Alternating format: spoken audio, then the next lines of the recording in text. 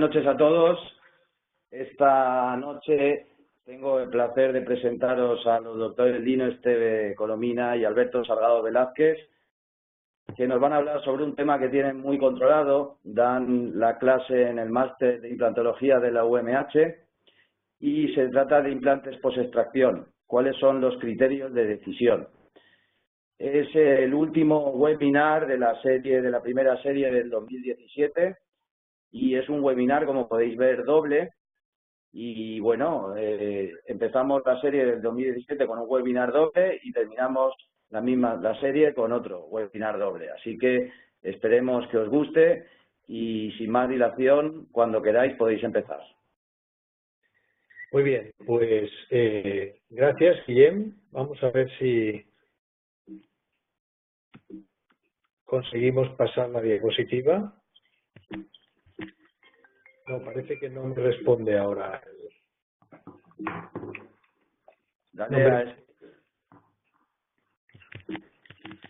No responde. Se ha quedado fijada la portada.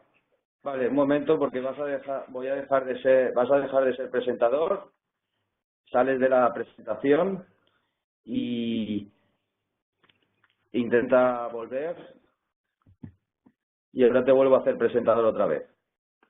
A mí se me ve, Guillem, porque yo ahora no me veo. ¿Tú me ves? Se te ve perfectamente, Alberto.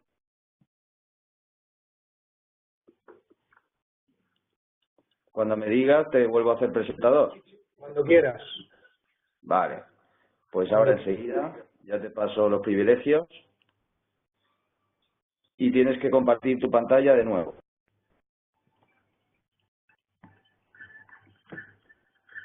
Vale, correcto. Bien, parece que sí, que ahora está funcionando por fin. Bueno, gracias, Guillem, por la presentación. Sí, efectivamente vamos a hablar del implante post-extracción y vamos a manejar el material que utilizamos normalmente para nuestras clases en el máster y vamos a centrarnos mucho en los criterios de decisión que tenemos ante un alvéolo post-extracción.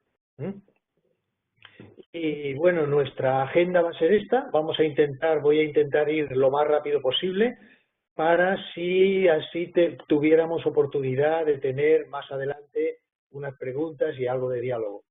Vamos primero a hacer unas generalidades, los riesgos, contraindicaciones y daros unas conclusiones prácticas. Y luego en una segunda parte especial se encargará Alberto de presentaros lo que es el implante post-extracción en el área estética.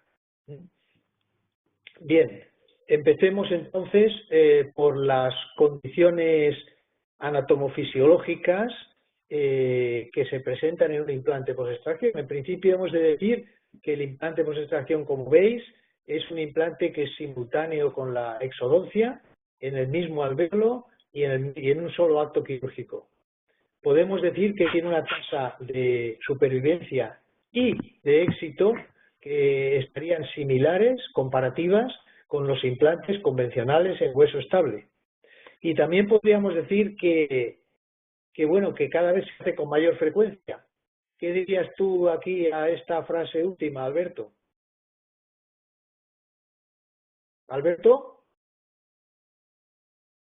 ¿Alberto o no está disponible o no? Ya está, ya estoy disponible. Es que me había silenciado, Guillem. Que efectivamente hubo una época en la que se hacía muchísimo, ya a principios del año 2000, como digo yo, pagamos el fallo del pionero y después con las primeras resorciones, al no tener una técnica muy depurada, pues dejó de hacerse y casi se proscribió. Y ahora vivimos una segunda etapa de los implantes inmediatos en las que volvemos a hacerlo con un criterio mucho más científico, que es lo que queremos dar en este webinar. Muy bien. O sea que estamos entrando en una etapa de madurez y nos presentamos ante el implante post-extracción con mucho más criterios y con muchas más bases científicas que antes. Eso es. Bien. Veamos, lo primero es recordaros la nomenclatura actual. Nosotros seguimos a pie juntillas, igual que seguimos la clasificación SAC, seguimos también la nomenclatura que dio el ITI. Y estos son los 4 tipos de implantación: el implante inmediato, en el mismo acto de la extracción; el implante tipo 2, que es cuando el tejido blando se ha curado, pero aún no hay relleno óseo, estaríamos hablando de unas 3 semanas. El implante temprano es que aquí ya tenemos un relleno óseo alveolar, aunque todavía es incompleto, pues estaríamos hablando de los 2 meses, 2 meses y medio, 3 meses, y el implante retrasado o convencional, cuando la curación no sea completa, y estaríamos hablando de más de 3 meses y, a decir verdad, necesitaríamos 6 meses para una curación completa. Entonces, en esta charla vamos a hablaros del tipo 1. Lo primero sería enfatizar la importancia de que la exodoncia que hagamos sea atraumática. Para eso existen pues toda una serie de técnicas en las que ahora no me voy a detener, porque se pueden consultar en muchos sitios. Pero básicamente se trata de que no deterioremos las paredes óseas del alvéolo, que muchas veces son muy delicadas. Y esto serían pues unas imágenes para entrar en situación de lo que sería un implante inmediato post-extracción. Recién hecha la extracción se coloca el implante, se coloca biomaterial para rellenar los huecos, se coloca arriba una pequeña esponja de colágeno, un punto o 2 puntos de sujeción, y después de la curación, en la segunda fase, se hace el destape y se hace la fase protésica. Bien, ¿qué ventajas y qué desventajas tiene el implante? En verde tenéis las ventajas, y las ventajas son evidentes. Para el paciente son de tiempo, son de morbilidad y son de satisfacción. Para el dentista la localización del implante es precisa, hay que saber hacerlo porque el hueso muchas veces no te permite fresar con la precisión o el detalle que tú querrías, y hay que saber hacerla, y los tejidos están preservados, no se han perdido, y tenemos la oportunidad de preservarlos y no tener luego que reconstruirlos. En cuanto a las desventajas, es una mayor complejidad la técnica, pueden ocurrir reabsorciones óseas que van a ocurrir en cualquier modo y tenemos que prever hasta dónde van a llegar. No tenemos el cierre primario y en la zona estética podrían dar resultados, como hemos dicho antes, antiestéticos. Ahora, este pequeño apunte para indicaros que los ejes del alvéolo y el eje del implante no son iguales, son completamente diferentes. Hay una angulación en medio que con estas rayas, con estas flechas, os hemos indicado el punto donde está la cortical vestibular, que es un elemento clave en el pronóstico, el triángulo óseo donde hay que anclar el implante. Los implantes post-extracción serán más largos que los que convencionalmente utilizamos, y los ejes que son diferentes, y sería un error del principiante dejarse guiar en el fresado por el eje principal del alvéolo, porque no saldríamos y no dejaríamos suficiente hueso vestibular y tendríamos luego problemas importantes. Dicho esto, recordamos la reabsorción fisiológica que se produce después de un alvéolo, que se debe a trauma quirúrgico que produce una osteolisis, se debe igualmente a una fase de osteoclastia que se produce después de cualquier tipo de cirugía a posteriori, en las primeras semanas. Se debe a la pérdida del backbone, que es un hueso que pertenece al aparato de sostén periodontal y no pertenece propiamente al hueso, sino que pertenece al diente, y se debe también a una distancia, unas discrepancias que se producen ahí, donde normalmente el hueso desde dentro le va a costar llegar para hacer la osseointegración. Pero esta reabsorción, además, sabemos más o menos estadísticamente, está documentada, científicamente es muy grande, se produce sobre todo en los primeros meses, pero no sabemos hasta cuándo y hasta dónde se va a producir. Y el concepto de jumping distance, que es el concepto, es la distancia que el hueso podría saltar para osificar toda esa discrepancia, ese vacío marginal que existe porque los implantes son redondos y los alvéolos no son redondos. Esta discrepancia marginal originalmente se considera un riesgo, pero bueno, sabemos hoy en día que hasta 2 milímetros se va a producir un autorrelleno inmediato a partir del coágulo y que no tiene el mismo pronóstico que las dehiscencias, sino que tiene un pronóstico muy superior a las dehiscencias. Alberto, ¿podrías a lo mejor insistir un poco entre la diferencia entre una dehiscencia y un defecto de 4 paredes? Sí, en principio es que el defecto de 4 paredes solo tiene, como todos sabemos en regeneración, es siempre un defecto predecible, porque simplemente va a ser un defecto autocontenido, y la distancia no. En la distancia ya tenemos una zona que puede ser de mayor o menor tamaño, en la que hay una falta de hueso. Entonces, para intentar regenerar esa zona, no tenemos más remedio que colocar algún tipo de medio de barrera.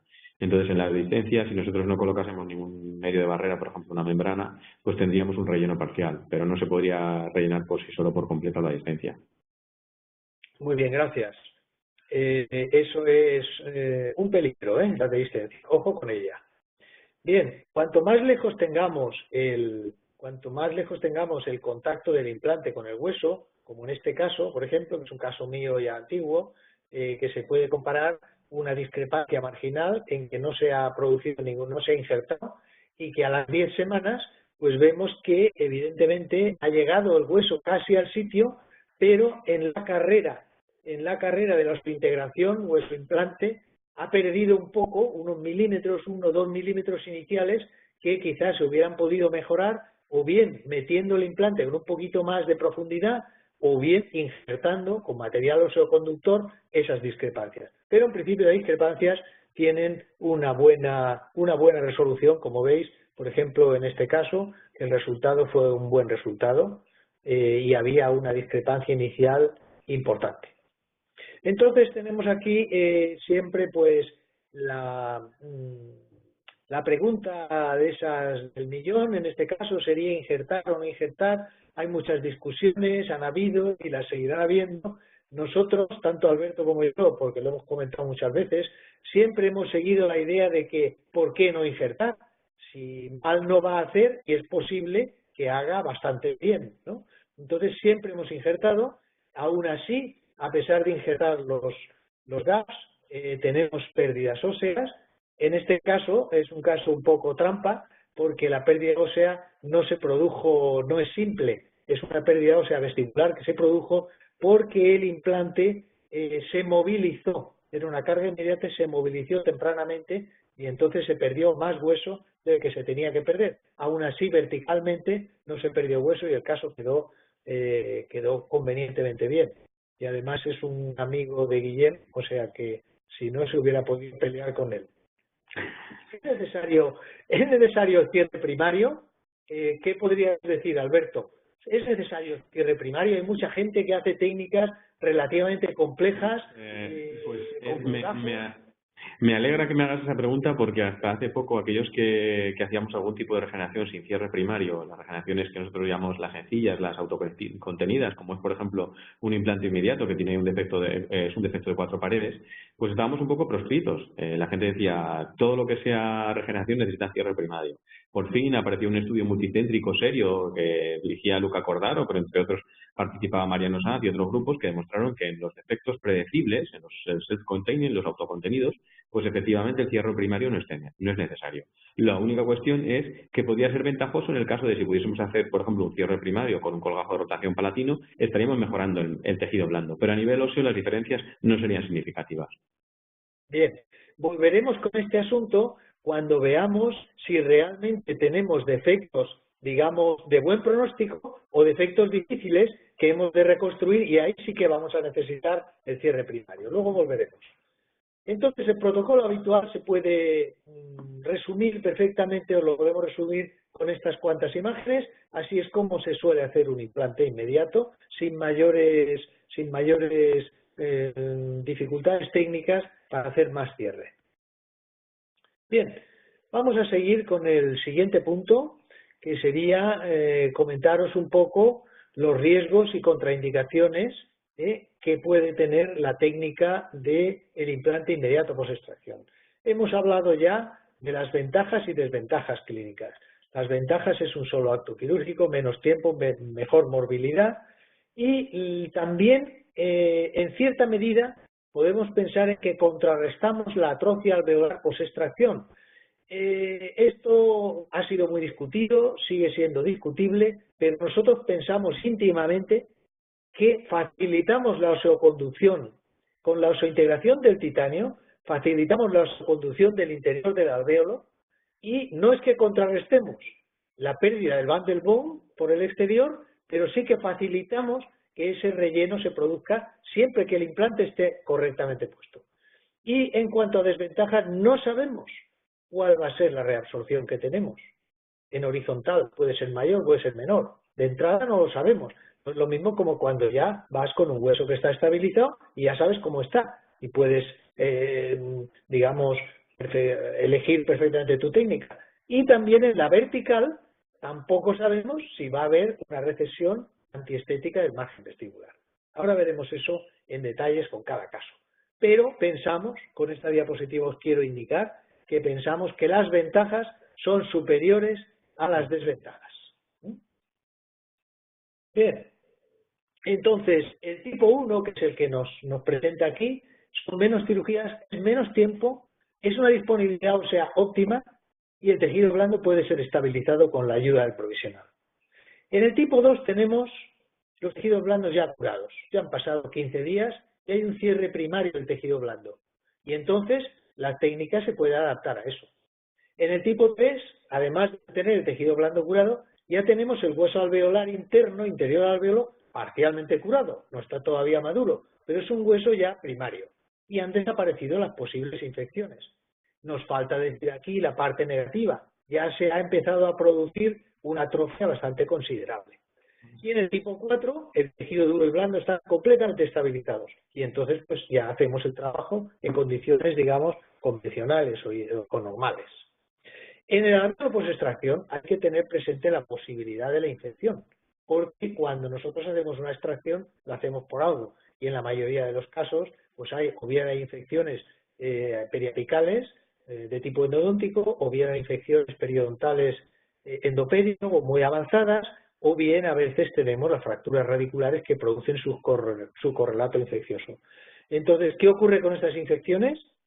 Hasta ahora se consideraban contraindicación, pero la posición actual es que en procesos agudos en principio estaría contraindicado poner un cuerpo extraño que podría dificultar la curación, como es el implante, pero que en lesiones de tipo crónico, si descontaminamos y le damos bien el alvéolo, no encontramos que haya problemas, aunque eso es estadística. Algunas veces sí que hay algún problema que podría deberse a esto. En el caso de implantes múltiples, tenemos que saber que el remodelado posextracción es mucho menos controlable. O sea que se multiplica la cantidad de tejido que se pierde y de atrofia que se va a producir, sobre todo cuando hay una afectación periodontal previa que por mucho que lo descontamines siempre está existiendo ahí y está luego dificultando la curación. Esto puede ser un problema para una prótesis fija, pero puede no ser problema si la prótesis fija es tipo 3 y va a llevar encía rosa y puede llevar unos milímetros más de encía rosa o menos sin que la diferencia clínicamente sea importante, o bien para una prótesis removible no es importante. Pero ojo, cuando queramos sacar los dientes, colocar implantes para ir a una prótesis tipo 2 o tipo 1, ahí sí que puede ser un problema esto.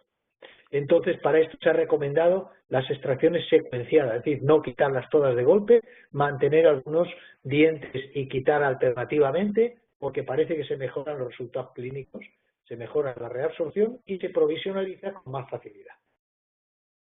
Y por último, estoy ya terminando esta primera fase introductoria, deciros que bueno, a veces hacemos esto en casos límite y que realmente pues esto puede llevar problemas, es decir, como en todas las técnicas, se debe ser prudente, se debe saber en qué sitios y qué indicaciones pueden ser problemáticas y puede salirnos el tiro por la culata, ¿no? Entonces, normalmente este tipo de casos que os pongo aquí son casos límites en que algunas veces los hemos hecho con resultados pues, clínicamente aceptables, pero no óptimos. Bien, veamos pues, la última parte de esta primera parte, que sería sacar unas conclusiones prácticas específicas del implante post-extracción para que un poco todo el mundo sepa el estado del arte que existe en estos momentos en esta cuestión. Entonces, en principio nos dirigimos a la última revisión sistemática de Cochrane, que por cierto no está actualizada desde el 2010, en que nos dice que hay insuficiente evidencia para determinar las posibles ventajas o inconvenientes de los distintos tipos de protocolos de los implantes. Es decir, ni inmediatos, ni diferidos, ni tardíos, no hay evidencia suficiente. Pero sí que hay una sugestión. Cuando ellos dicen una sugestión es que hay bastante, porque Cochrane es muy, muy prudente, en que los implantes inmediatos y los implantes tipo 1 y tipo 2 podrían tener un mayor riesgo de fracaso y complicaciones. Evidentemente, luego os diremos y os repetimos ya desde ya que esto es una técnica avanzada y por lo tanto es una técnica un poco más compleja y que puede tener más riesgo. Pero por otro lado, como veis al final, en la conclusión, los implantes inmediatos estos y inmediatos diferidos, o sea, tipo 1 y tipo 2, pueden tener resultados estéticos mejores. O sea que esto lo dice la revisión Cochrane, que es bastante decir.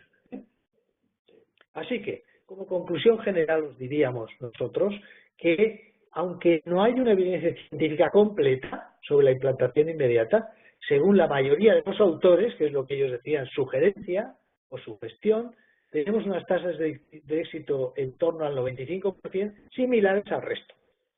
Y que dadas sus ventajas se podría usar como un procedimiento de rutina, excepto en casos que no esté indicado específicamente, siempre que consideremos los riesgos y que hagamos una adecuada selección clínica del caso en el que vamos a trabajar y la técnica sea correcta, porque si no sí que podemos tener problemas.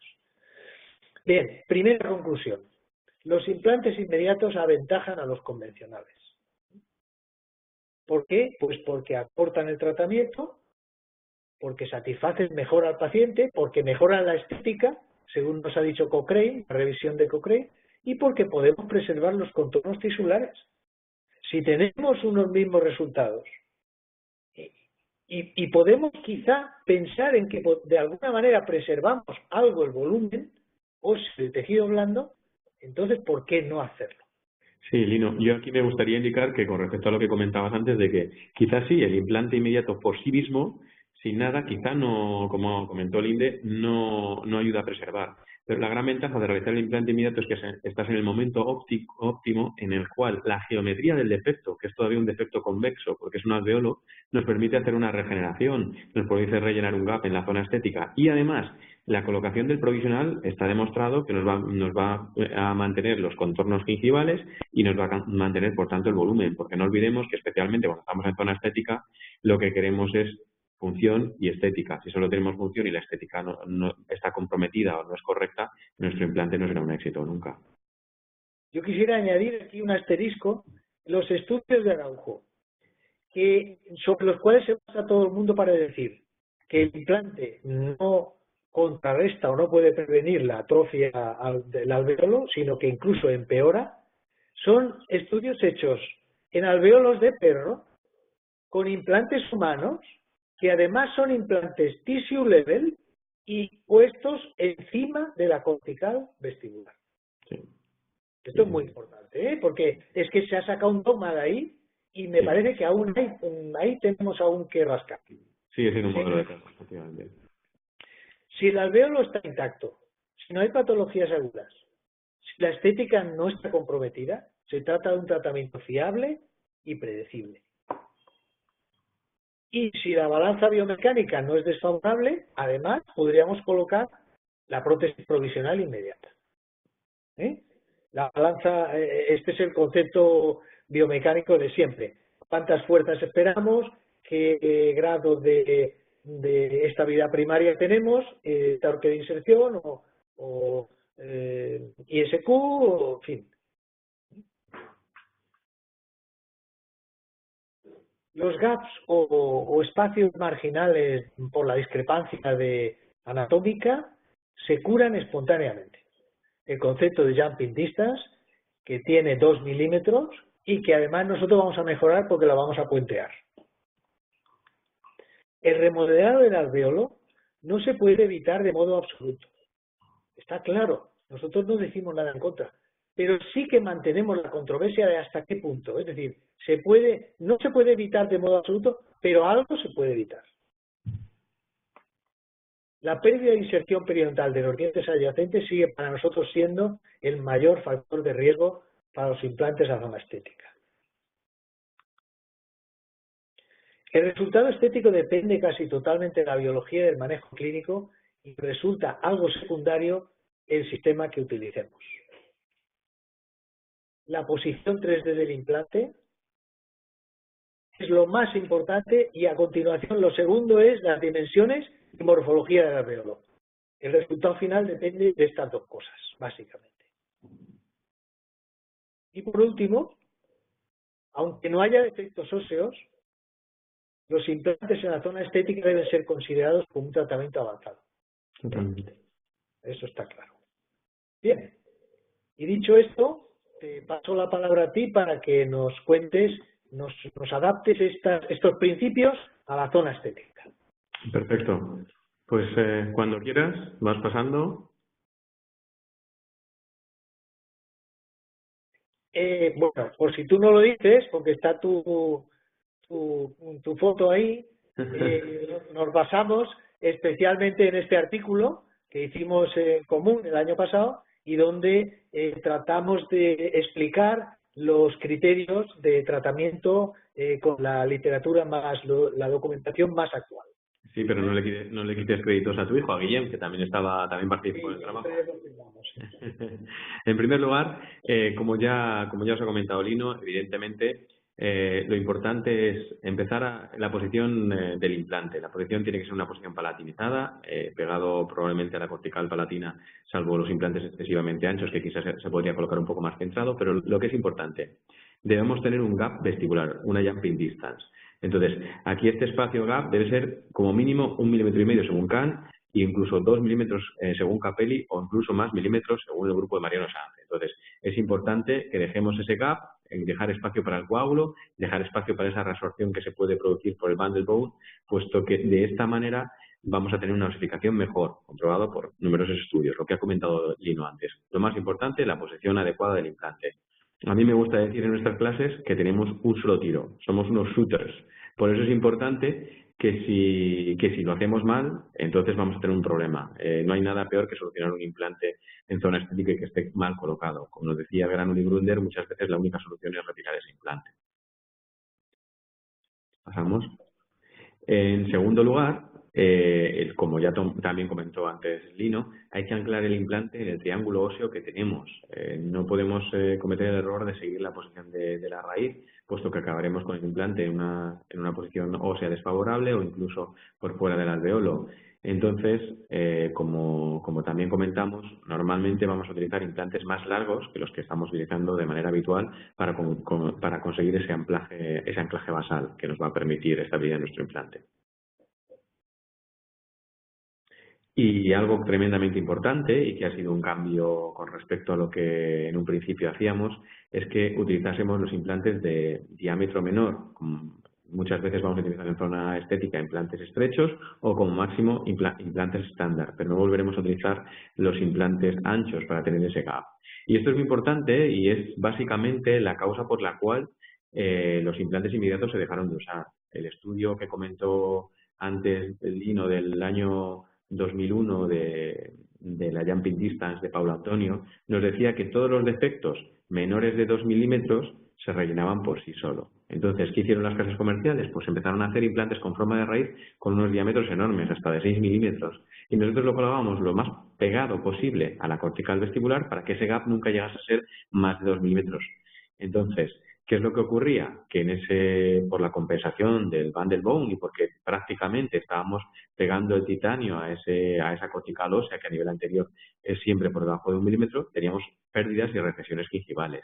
Y entonces esas recesiones gingivales, que eran muy antiestéticas en la zona anterior, hicieron que muchos autores y de gran renombre dijesen que los implantes inmediatos deberían estar completamente contraindicados. Afortunadamente hemos seguido estudiando la técnica y hemos descubierto los errores y a día de hoy pensamos que el implante inmediato es una técnica totalmente fundada y que con en los casos seleccionados podría ser incluso la mejor técnica. Por otro lado, además ya hemos comentado con respecto a la posición vestíbulo-palatina de colocar el implante, como veis ahí perfectamente a nivel palatino, dejando un gap, ese gap en torno a los 2 milímetros o incluso más. No, parece ser que gaps mayores, según el estudio de Marosan, funcionan muy bien. También tenemos que tener en cuenta la profundidad. La resorción a nivel vertical aproximadamente es de 0,8 a 0,9 milímetros, según los estudios, pero es evidente que existe esta resorción vertical y, sobre todo, colocar un implante excesivamente poco enterrado es uno de los mayores problemas que podemos tener, puesto que no vamos a tener un ancho biológico suficiente. Entonces, como recomendación genérica, vamos a decir que con respecto a la longitud de la encía, como mínimo 3 milímetros, aunque se recomienda muchas veces incluso 4 milímetros de profundización de dicho implante. El implante superficial no tiene arreglo. No. No hay absolutamente nada que podamos hacer. Todavía algún implante que esté ligeramente vestibularizado, cambiando el pilar y con injerto de conectivo podemos hacer algo, pero claro, un injerto de conectivo para ganar ancho biológico en vertical, eso no es en absoluto predecible. Exacto. En quinto lugar, recomendaciones genéricas, y aquí sí o sí, yo creo que no se debe cuestionar, aunque mi amigo Daniel Rodrigo diga lo contrario. Tenemos que intentar compensar en la medida de lo posible la pérdida del volumen del bundle bone que vamos a tener siempre con un implante post-extracción. Pues bien, si nosotros hacemos un relleno del gap con material de lenta reabsorción, y repito, con material de lenta reabsorción o un material o un semi-injerto o similares, vamos a conseguir que aproximadamente la pérdida del volumen de la cortical vestibular sea la mitad. Y eso es tremendamente importante en zona anterior. Entiendo que a lo mejor a nivel posterior no sea tan importante, pero sí es en zona anterior, por eso debemos ir al relleno. Y además da la casualidad de que se pierden más las corticales más finas. Y las corticales a nivel anterior, como demostró el estudio de Ferrus y colaboradores del grupo de Mariano Sanz, en 90% de los casos son menores a 1 milímetro, que difieren mucho, por ejemplo, de las corticales que nos encontramos a nivel de los premolares, que podemos encontrar corticales de 2 milímetros, que van a perder muy poco hueso y se van a mantener aunque no rellenemos con el gap. Bien, quisiera que te fijaras aquí. Primero, en que el implante es verde. Este es un caso mío, es un Evolution, y el implante verde es un implante de 3 milímetros de diámetro nada más. Sí, y la segunda cosa es que los biomateriales son de lenta reabsorción, para darle más estabilidad. Eso es. Aquí, bueno, y de hecho había un estudio de Caneva en el cual rellenaba el gap con hueso autólogo y en el otro caso con bioscollagen. Y el caso del hueso autólogo perdía lo mismo que cuando no rellenaba, y el caso del bioscollagen perdía menos volumen, aproximadamente la mitad. Entonces, aquí en estos casos el gold estándar no es el hueso autólogo, sino que sería un material de lenta reabsorción que permite mantener... En cuanto a las recomendaciones genéricas, la colocación de la prótesis provisional sobre el implante es muy recomendable. Es una guía de tejido blando. Además, debemos decir que un concepto tremendamente importante, tan importante como el relleno del gap, es lo que llamamos el sellado protésico. A nivel anterior va a ser con un implante en la medida de lo posible atornillado, si las condiciones atornillado de implantes si las condiciones biomecánicas son las adecuadas. Según el diseño estamos hablando entre 25 y 35 newtons de estabilidad, una densidad ósea de 2, de 3 y, si es posible, una bicorticalidad, pero siempre teniendo en cuenta las fuerzas oclusales y la función esperable. No pensemos que porque un implante esté muy estable, si nosotros vamos a tener, y va a tener es un canino, va a tener una lateralidad sobre ese diente y encima faltan los sectores posteriores, que podamos realizar una carga inmediata sobre él. Pero bueno, también podemos hacer carga inmediata con Maryland, obteniendo unos resultados muy buenos.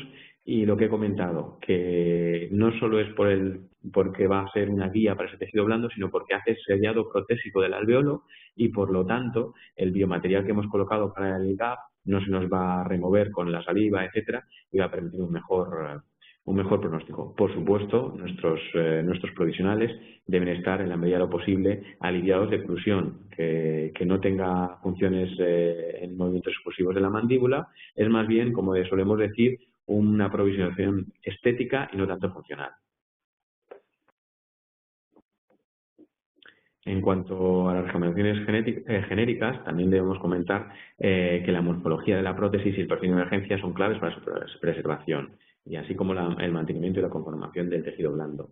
Aquí es, por ejemplo, muy importante los estudios en cuanto al perfil crítico, subcrítico, que también Óscar González, entre otros, nos enseñaron para el tema del manejo de los perfiles de emergencia. De igual manera, no me quiero olvidar en la parte anterior de Gustavo Cabello, un gran compañero y amigo, el cual fue el primero que estuvo hablando del trimodal approach, del implante inmediato con provisional inmediato para mantener el hueso. Otra demostración del efecto guía del tejido blando es la falta de llenado papilar que se produce cuando nosotros tenemos, si nuestro hueso está más allá de los 5 milímetros del punto de contacto, como demostró en ese estudio tan conocido Tarno del año 92, que después el propio Jaime Jiménez, un discípulo suyo, hizo una pequeña variación para implantes, porque el estudio de Tarno propiamente dicho era sobre dientes y no sobre implantes. Y como siempre, si se puede realizar un implante, un pilar one abutment one time en la primera cirugía, pues también podría ser favorable, puesto que podríamos evitar la rotura de desmosomas y tener menos riesgo de pérdida de tejido blando, aunque esto es algo que hoy en día todavía algunos autores lo ponen en entredicho.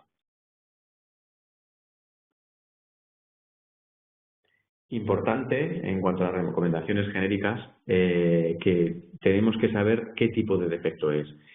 No siempre el defecto post-extracción es un defecto predecible, puesto que hay veces que hay distancias y sobre todo yo siempre comento lo mismo. El factor limitante a la hora de hacer un implante inmediato post-extracción en el sector estético es el número de paredes que faltan.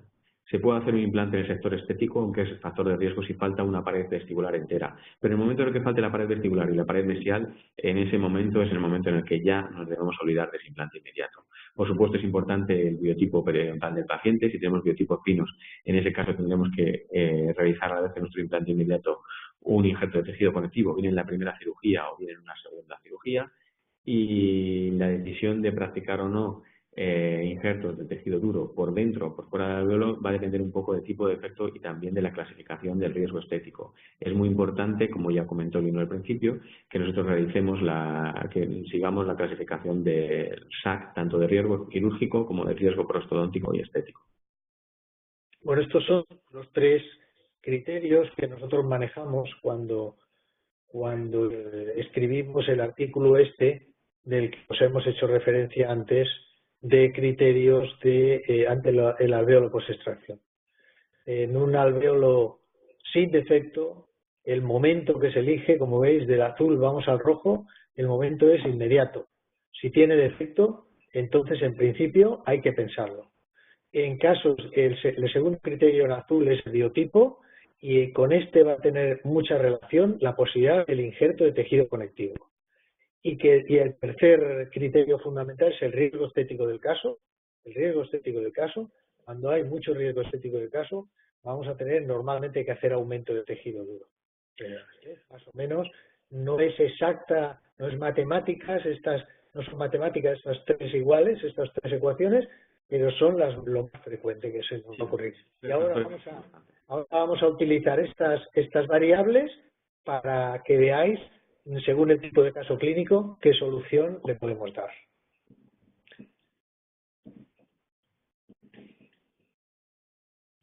Sigues tú, Alberto. Sí, en primer lugar, el caso ideal para el implante inmediato. El tratamiento 1, que sea un alvéolo intacto en el cual no hay ni déficit de tejido óseo ni déficit de tejido blando. En ese caso, el tratamiento de elección, y que además se ha demostrado que es el tratamiento que mayor mantenimiento de volumen produce de todos los posibles, es el implante inmediato tipo 1, flapless, sin colgajo de ningún tipo, relleno del gap con biomaterial y provisionalización inmediata que irá fijada al implante o no, según se cumplan o no las condiciones mecánicas, lo que dijimos al principio. ¿Y por qué flapless? Porque hay muchos autores, por ejemplo, el Blanco y otros autores, los cuales no realizan un approach, un abordaje flapless, sin colgajo. Pues bien, la diferencia entre hacer colgajo o no hacer colgajo es aproximadamente un 0.8 en vertical. 0.8 y además en vertical, en zona estética, es demasiado. Entonces, hemos dicho que evidentemente el implante inmediato es una cirugía avanzada y por tanto muchas veces nuestros ojos va a ser el escáner, la planificación, la férula quirúrgica y radiológica y por otro lado la sonda. Pero yo creo que si el implante está intacto, el alveolo está intacto, creo que debemos ir a un abordaje flapless, puesto que es mejor para el paciente y para el caso. No sé si Lino, ¿qué opinas tú? Pero yo creo que es una conclusión importante. Yo añadiría, Alberto, que flapless es porque ¿para qué queremos hacer el colgajo si no lo necesitamos? Claro, efectivamente. Ya es algo planificado.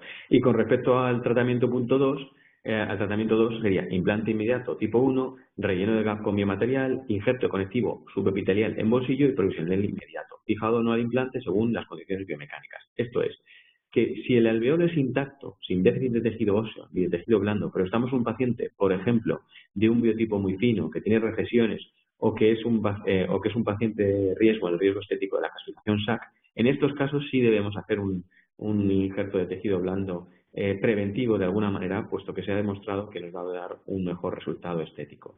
Pero no somos partidarios de hacer este injerto de conectivo en todos los casos. Casos con biotipos gruesos y muy favorables, el injerto de conectivo no nos va a dar ninguna mejora. O sea, estamos ante el mismo tratamiento, pero en el tratamiento 2 solamente hemos añadido el injerto de conectivo. Efectivamente. Vale. Es eso. Este es un ejemplo de tratamiento 1, como hemos explicado ya, y es un ejemplo, pues, debido a una fractura que podéis ver en la diapositiva de aquí de la izquierda, una fractura vertical.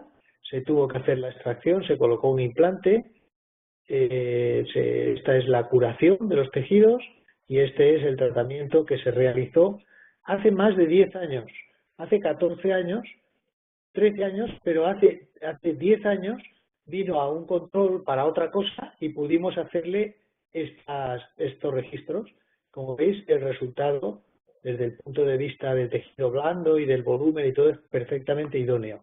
Y es que acabo de revisar aquí mis notas y hay una revisión sistemática de Cosin y colaboradores, que son los belgas, estos de la Universidad de Gant, y esta gente ha hecho una systematic review recientemente y nos dice, su conclusión es que los casos con biotipo grueso tienen menor riesgo de recesión con el implante inmediato que con cualquier otro tipo de tratamiento.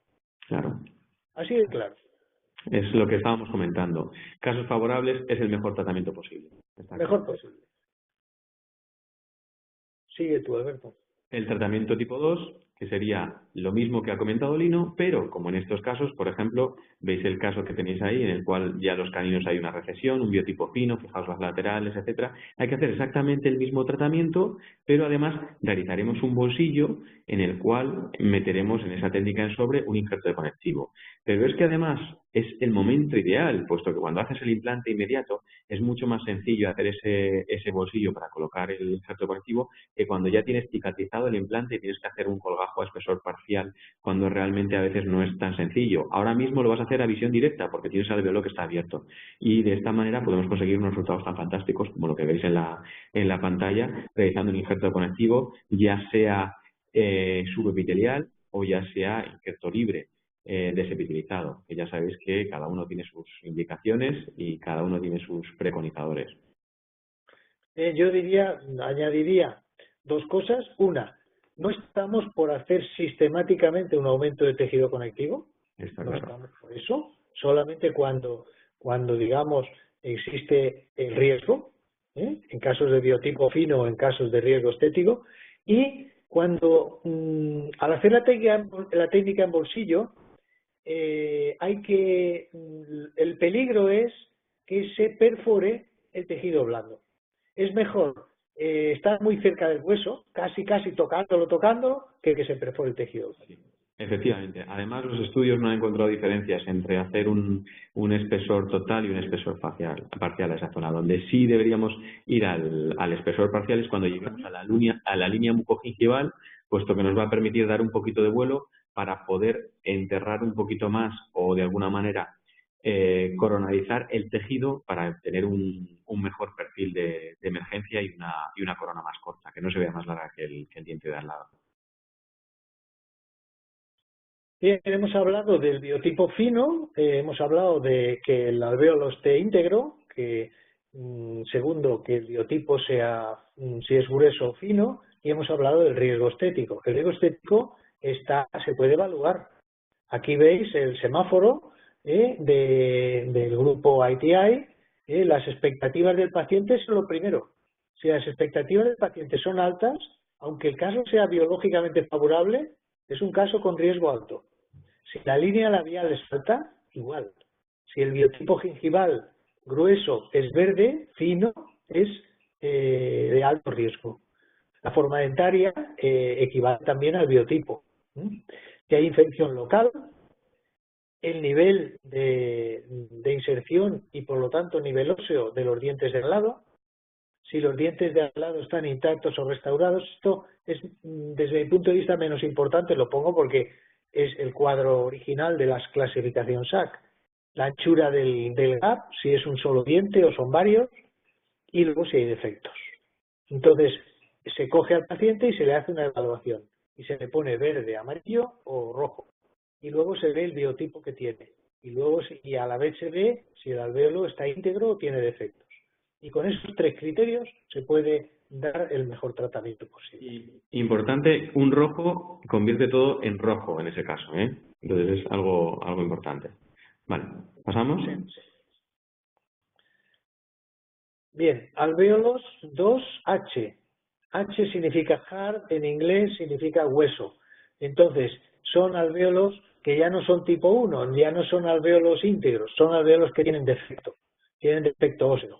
Pero en este caso no tienen defecto de tejido blando. Y en este caso hay dos tipos de tratamiento.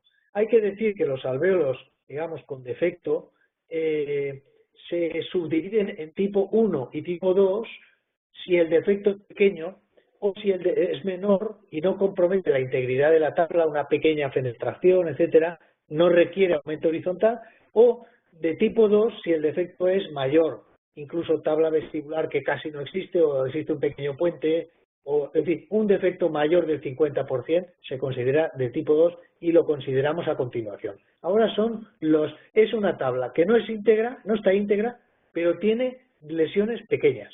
Tratamientos, Alberto. Eso es. En principio, si estamos hablando, por ejemplo, de un caso favorable con un biotipo adecuado, en este caso nosotros seguiríamos haciendo el implante inmediato tipo 1 exactamente igual que lo que hemos mostrado en el tratamiento tipo 1, rellenaremos el gap con biomateriales y en este caso colocaremos una membrana de colágeno por dentro del alvéolo y ponemos técnica Ice Cream Cone, que es la desarrollada por Tarno, pero nuestra diferencia es que ellos la colocaban en este tipo de tratamiento sin implantes y nosotros la colocamos con implante. Y además el sellado protésico lo haremos con el provisional inmediato, ya sea fijado o no al implante, según las condiciones biomecánicas. En este caso, cuando la cortical vestibular es, por ejemplo, un defecto centrado y un defecto medio, pues va a tener completamente el soporte con el biomaterial y nos va a permitir realizar un caso estético. El tratamiento tipo 4 es cuando, en vez de ser un caso favorable por su biotipo, etcétera, tenemos, por ejemplo, un caso en el cual tenemos un biotipo fino. En ese caso, aunque no haya un defecto vestibular, pero ya sabemos que es un paciente con biotipo fino y que puede tener cierta resorción, nosotros ya iríamos a un implante tipo 2, un implante diferido a las 4 o 6 semanas cuando ya tenemos una cicatrización del tejido blando. ¿Por qué?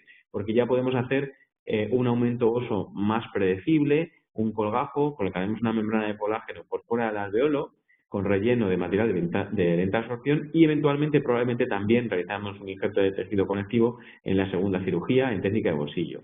El provisional de nuevo irá sí o sí acompañado a nuestro implante, pero unido a él el atornillado si tenemos condiciones biomecánicas favorables y si no, pues podríamos hacerlo, por ejemplo, con un Maryland y después una técnica en una segunda fase en la cual haríamos, como hemos comentado, el injerto conectivo o incluso un colgajo ciertamente palatinizado. O sea, resumiendo, para los defectos menores tenemos 2 tratamientos. El normal con el Ice Cream Cone por dentro del alvéolo y el especial con la membrana por fuera del alvéolo. ¿Cuál es? Y tipo 2. ¿Por qué uno y por qué otro? En el tratamiento 3 es un alvéolo defectuoso, H1, pero que no tiene ningún otro problema. Es biotipo grueso y no hay problema estético. El tratamiento 4 es que, además de ser defectuoso, tiene un problema. ¿Es biotipo fino o tiene problema estético?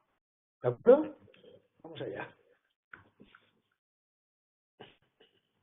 Entonces, bueno, una iscrincón por dentro del alvéolo, relleno tal, como hemos dicho, es un caso que no tiene una dificultad estética y es un biotipo grueso, pero tiene un defecto. ¿Dónde veis el defecto? Aquí arriba tiene una fenestración, con una fistulización. ¿Lo veis? Aquí, no sé si se ve el ratón. Se ve perfectamente, sí, se ve el ratón. Entonces hacemos la técnica iscrincón, y en este caso podemos mostrar los registros del paciente a los 5 años de tratamiento. Porque este paciente fue luego a otra clínica y tal, y luego nos lo mandaron otra vez, y la señora, y le pudimos hacer esto. Y entonces el resultado es, pues, perfectamente correcto con la técnica iscrincón. Este es otro caso también, caso que también tenía un biotipo grueso, tenía el alvéolo muy destruido por aquí, pero hicimos toda la técnica correcta, palatinizado, el espacio, la profundización, etcétera. Pusimos la iscrincón de Tarnow, una vez que se hace así, se rellena y se ponen unos puntos para que esta membranita de colágeno sirva para taparnos un poco, y el resultado final os lo puedo enseñar después de la fase hipotésica. Bien, seguimos, Alberto. Sí. El tratamiento número 4, lo que hemos comentado de cuando ya es un caso que no es favorable. Entonces, en este caso vamos a ir a esperar esas 4 o 6 semanas para tener el cierre de tejido blando y hacemos colocación de los implantes, rellenaremos con biomaterial por fuera del alvéolo, colocaremos una membrana y o bien en esta cirugía o bien en una segunda cirugía realizaríamos, si es necesario, un injerto de tejido conectivo. Veis ahí un caso en el cual había unas extracciones recientes, se colocaron los implantes, se rellenó con el biomaterial, se colocó una esponja de PRGF en este caso, y después en la segunda fase se hizo una técnica rolling para aumentar el tejido conectivo y vemos que el resultado es francamente favorable con unos buenos perfiles y un buen aumento de tejido blando. Bien, demos un paso más y vayamos a aquellos defectos que ya son mayores. Eso es. Entonces, aquí tenemos estos tratamientos porque tenemos defectos mayores del 50% de la tabla. Alberto. Eso es. Eso ya es un factor de riesgo. Entonces, ¿qué es lo que vamos a hacer? O bien el tratamiento 4 bis, que decimos nosotros, que sería un implante diferido a las 4 o 6 semanas, tipo 2, en el cual ya existe un cierre de tejido blando. Y en la primera cirugía lo que vamos a hacer es un colgajo y colocaremos la membrana de larga duración y un biomaterial de lenta resorción, el implante sumergido, para hacer una técnica en 2 fases. Entonces, en la segunda fase, en la primera fase, por así decirlo, colocaríamos el implante y la regeneración, y en la segunda fase sería en la que manejaríamos los tejidos blandos y haríamos un colgajo, por ejemplo, tipo rolling, o con una incisión palatinizada y con un injerto de conectivo si es necesario, dependiendo del riesgo estético, dependiendo del biotipo del paciente. Y el provisional, en este caso, en un primer momento iría tipo Maryland y en un segundo momento ya iría, si el implante tiene estabilidad adecuada, pues lo haríamos con atornillado al provisional. El tratamiento número 5 sería similar al anterior, pero en el cual los casos ya hay un gran defecto y entonces son defectos tipo verticales o de varias paredes en los cuales una membrana reabsorbible, incluso de lenta reabsorción, no es tan predecible para el aumento del tejido óseo. Y entonces tendríamos que ir a la clásica técnica de Uli-Grunder o de Urban, en el cual realizaríamos una ROC diferida entre 4 y 6 semanas después del cierre primario con membrana no reabsorbible y biomaterial. Pero nosotros recomendamos no colocar el implante, puesto que si colocamos el implante, si hay algún problema con esa membrana o alguna reabsorción, tenemos el problema tanto de la regeneración como del implante. Entonces creemos que es más sencillo y más seguro realizar esta membrana reabsorbible sin colocar el implante. Podemos utilizar, por ejemplo, un tornillo para hacer técnica de tienda de campaña, luego os enseñaré un caso similar a este tratamiento 5, para que nos mantenga el volumen y después se realizará el injerto de conectivos si es necesario. Lo que estamos haciendo con esta técnica es transformar un defecto muy grande en un alvéolo tipo 1 intacto. Si no se necesita después una regeneración adicional, pues ya colocaríamos el provisional inmediato cuando colocásemos el implante, pero si aún así requiriese más regeneración, ya sabemos, en un porcentaje en torno al 10-15% de las regeneraciones verticales, cuando vamos a colocar los implantes tenemos que hacer una nueva regeneración, el implante podría ir sumergido en 2 fases, con lo cual sería primero regeneración, segundo colocación de implante con o sin regeneración, y si ese implante no se ha podido colocar en una primera fase, en una segunda fase tendríamos una segunda fase con aumento de tejido conectivo. Es decir, resumiendo, para que nuestros oyentes no se nos pierdan, tenemos un alvéolo que ya no está íntegro, tenemos un alvéolo con defectos mayores, no es un defecto pequeño, es un defecto importante. Aquí ya no es esperable que se desarrolle, que se osifique la zona vestibular si no le ponemos una barrera. O sea, es decir, estamos abocados a la regeneración ósea. Y en este caso ya no recomendamos el implante tipo 1. ¿Qué posibilidades hay? Hay 2. Si no hay agravantes, no tenemos agravantes, tenemos el defecto óseo, pero no hay ningún agravante, entonces utilizamos un tratamiento muy similar, como veis, que es el primero, a los anteriores, los defectos menores con agravantes. Y si tenemos agravantes, entonces ya tenemos que ir al tipo 4, es decir, implante convencional, hacer la regeneración y, como ha explicado Alberto, ir por fases. Eso es. Bueno, aquí tenemos un ejemplo en que hemos podido colocar el implante y la regeneración en el mismo momento. Hemos hecho, sí, es un tipo 2. En la primera cirugía se hace un colgajo, se hace regeneración con membrana de larga duración, en este caso es reabsorbible, y en la segunda cirugía más el implante sumergido, por eso es un tipo 2. Hemos esperado a que el alvéolo regenere lo que es la parte de tejido blando para poder hacer luego la regeneración con cobertura. Hemos colocado el implante porque no teníamos ningún riesgo especial. Si hubiéramos tenido algún riesgo mayor, no hubiéramos podido colocar el implante. Como en casos como estos es necesario hacer primero la regeneración y luego ir al implante tipo 4 o diferido. Hacerlo por fases. Bien, ahora vamos a ver unos casos un poco especiales, no son muy corrientes, pero pueden existir, en el que no hay déficit de tejido duro, pero sí que hay déficit de tejido blando. Entonces aquí podemos ir a los tratamientos que os hemos explicado antes. Si el biotipo es grueso, haríamos lo mismo que en un alvéolo intacto, es decir, haríamos lo mismo, haríamos un flapless y colocaríamos el implante en condiciones normales, pero añadiendo el injerto de tejido conectivo, el protocolo número 2 que hemos dicho antes. Ahora, si el biotipo es fino, tenemos un pronóstico más ensombrecido, porque sabéis que el biotipo fino no es que tenga la encía fina, es que tiene también la tabla vestibular fina. Entonces ahí lo más normal es que tengamos pérdida. Por lo tanto, tendríamos que añadir una icing comb y una técnica flapless para preservar esta tabla vestibular fina, que sería protocolo 3. Y en casos en que existen problema estético, está la estética comprometida, se requiere una mayor prudencia, pasaríamos a un implante tipo 2 con el aumento vestibular, como hemos dicho antes. Aquí no hay diferencias. Implante temprano en ese caso. Exactamente. Y lo hemos clasificado de esta manera para que pueda ser fácil de recordar este tipo de defecto. Un protocolo número 3, por ejemplo, que es un implante que se coloca inmediato. Aquí hay un defecto también óseo, como se ve, con una icing comb, y en la segunda fase la colocación del tejido conectivo. Y cuando tenemos alvéolos con defectos combinados, que ya no solo tenemos la pared vestibular casi ausente o ausente total, sino que además tenemos déficit ya de tejido blando, ¿qué hacemos aquí, Alberto?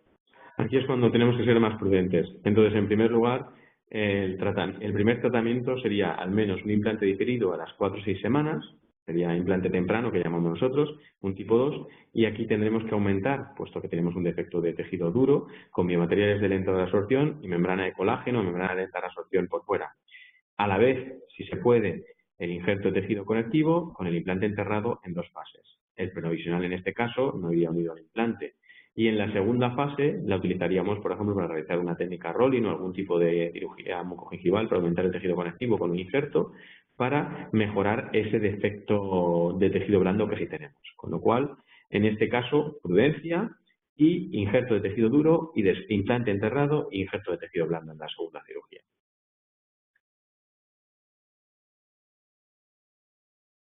Y si además tenemos biotipo fino y factores de riesgo estético, pues todavía tendríamos que ser más conservadores y pudiese ser que primero hiciésemos una regeneración alveolar, pero sin implante, y después colocar, después de esa regeneración, el implante. Con lo cual tendríamos primero la extracción, dejamos esas 4 o 6 semanas y ahí hacemos la regeneración alveolar sin implante y posteriormente, cuando haya regenerado todo, iremos al implante con un posible aumento o no, si es necesario, de tejido duro y probablemente un aumento de tejido blando también.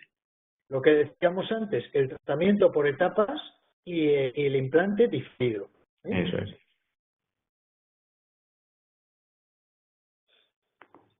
Un ejemplo, Alberto. Sí, este es un caso muy antiguo en el cual teníamos un defecto prácticamente total pero estrecho de la pared vestibular. Colocamos un implante, como veis, con una gran distancia de todo el implante, de más de 13 milímetros. Hicimos una regeneración por fuera del alveolo con ese colgajo que realizamos por aquel entonces. Es un caso antiguo de más de 7 años. Y después una colocación de membrana de lenta resorción, y una particularidad que me gusta a mí a veces es, en vez de colocar la membrana que tiende a levantarse entera con esa forma de H que hacemos, pues la corto y coloco dos trozos de membrana y de esa manera, de alguna manera, lo pasivizo. Y luego ya en una segunda fase, pues le hacemos el injerto de conectivo para conseguir creo que se ve la segunda fase en la siguiente diapositiva. No, quería preguntarte, antes de pasar, si hoy en día harías lo mismo, o bien pasarías a un tipo 5, a un tratamiento 5. Por supuesto que depende del caso. Desde luego, no haría el mismo colgajo, no utilizaría la misma sutura que usaba hace 7 o 8 años. Lo del implante inmediato no. Colocaría un implante más estrecho y no sé si hubiese utilizado ese mismo. Quizá, como parece que el defecto de alguna manera tenemos ese puente vestibular, quizá sí que me podría haber arriesgado a colocar el implante inmediato. Desde luego, si pierdo el puente vestibular, no hubiese colocado el implante de esa manera. Y ahí veis la segunda fase en la cual hacemos el injerto de conectivo y un resultado con un buen mantenimiento de papilas, a pesar de la paciente que la higiene no era la mejor que pudiéramos tener, pero bueno, el resultado estético ha sido muy aceptable.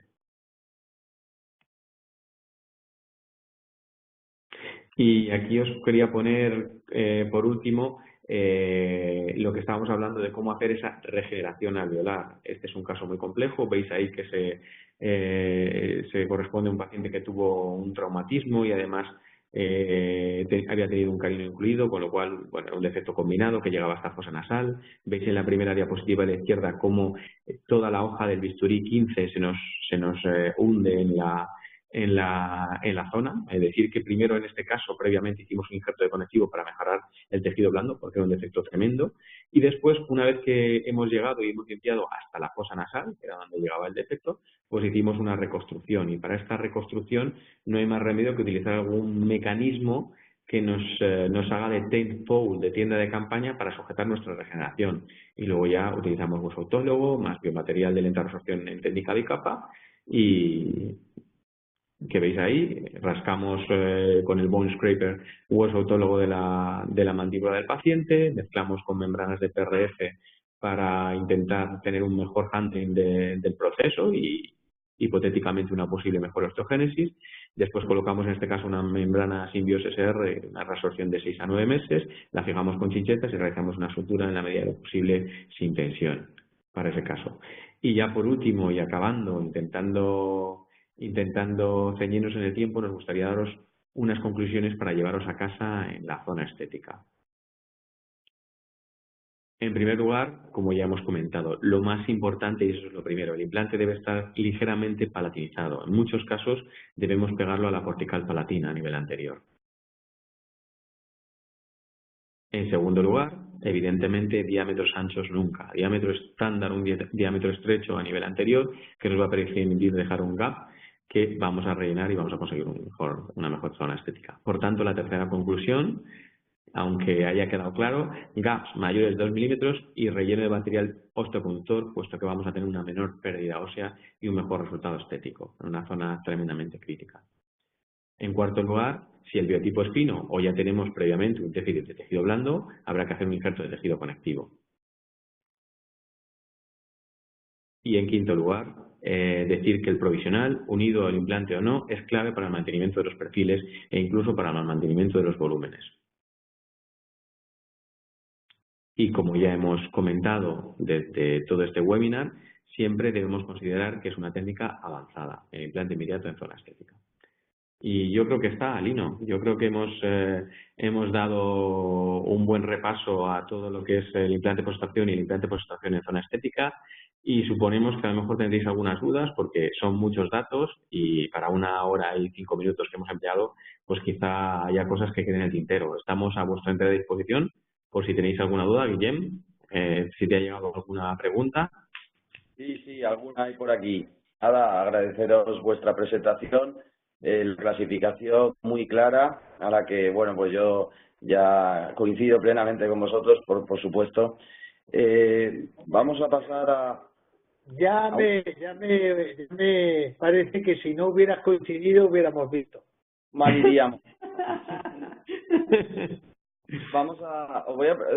Santi os ha preguntado que ha visto varios casos típicos de Facebook con infecciones agudas importantes que han sido tratadas con implantes inmediatos, aparentemente con bastante éxito. Nos pregunta, ¿cómo de impredecible es la colocación con infecciones agudas? Lino, ¿me dejas contestar la pregunta esta?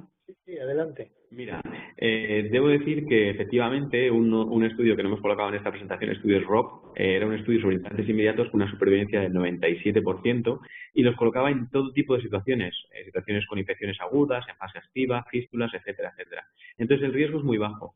El problema de eso es que el riesgo es muy bajo, pero un único fracaso, si es un 97%, tenemos un 3% de fracaso, un único fracaso en zona estética es un fracaso muy grande.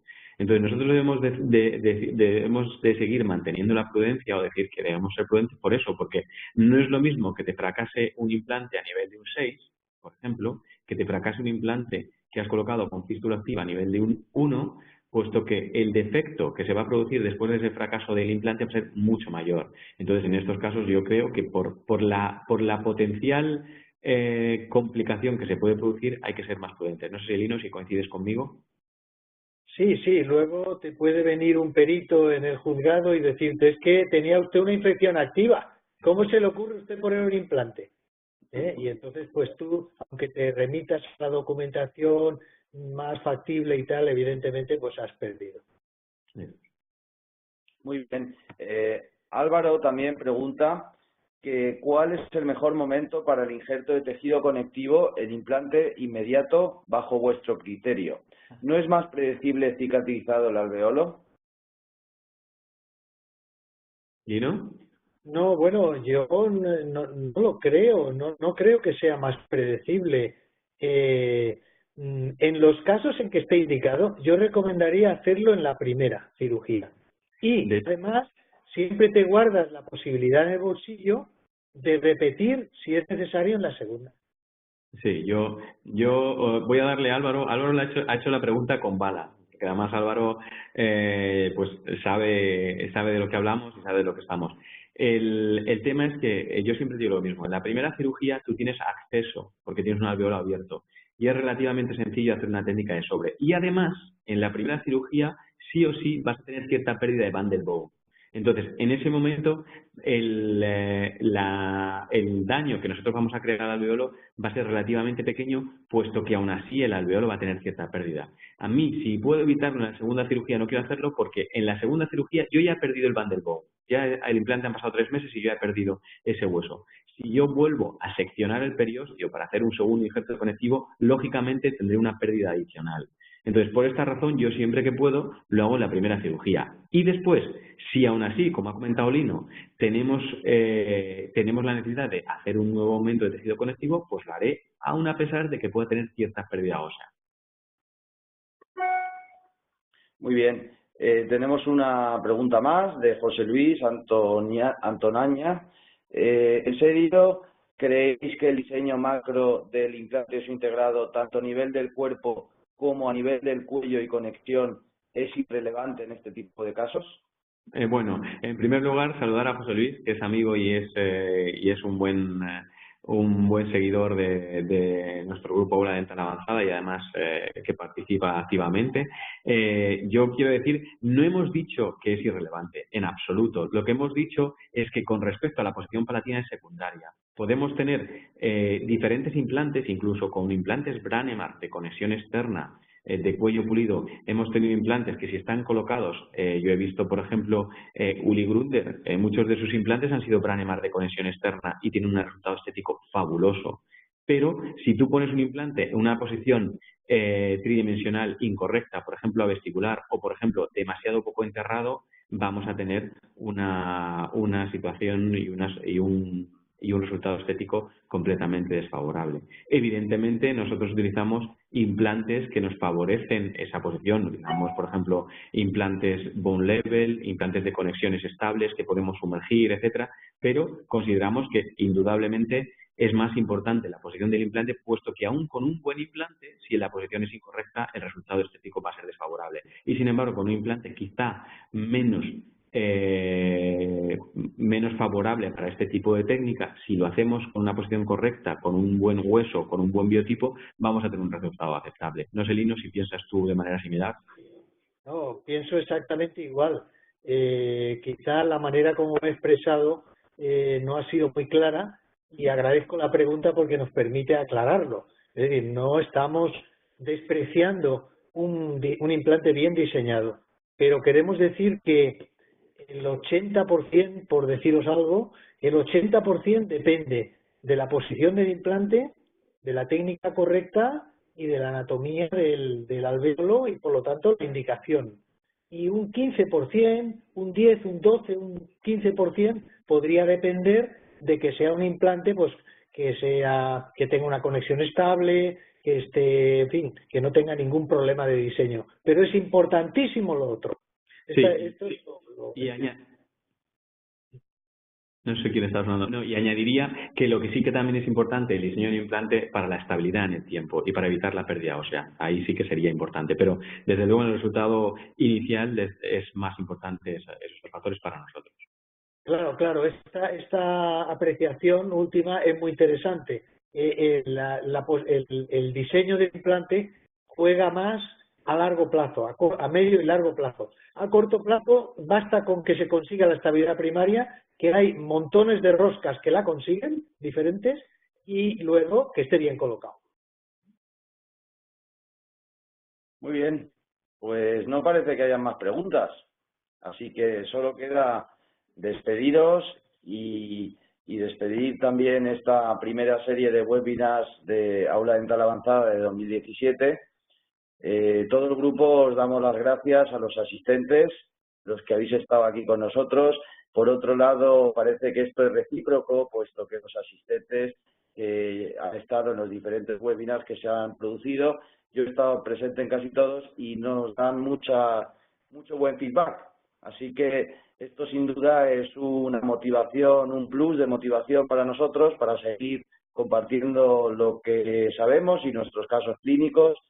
Y bueno, pues nada, si queréis decir algo vosotros para despediros. Nada, pues ha sido un placer, es estupendo que tengamos audiencia, que nos sigáis y es un gran estímulo para nosotros y cuando hagamos un curso, hagamos una cosa, estaros atentos y venid. Nada, yo también de despedirme, buenas noches, todo el mundo a cenar y estaos atentos a las novedades en el grupo de Facebook y en la página web de Aula Dental Avanzada. Y recomendaros el último ADA-REC de Lino sobre la importancia de la anchura vestibulolingual en los implantes para la preimplantitis, que es fantástico. Enhorabuena, Lino, de verdad. Sí, muy bien. Tenemos muchos ADA-RECs previstos y muchas cosas que compartir, por lo tanto no nos queda más que despedirnos de este webinar, pero nos seguimos viendo en redes sociales y en nuestra web. Un saludo a todos y buenas noches. Buenas noches.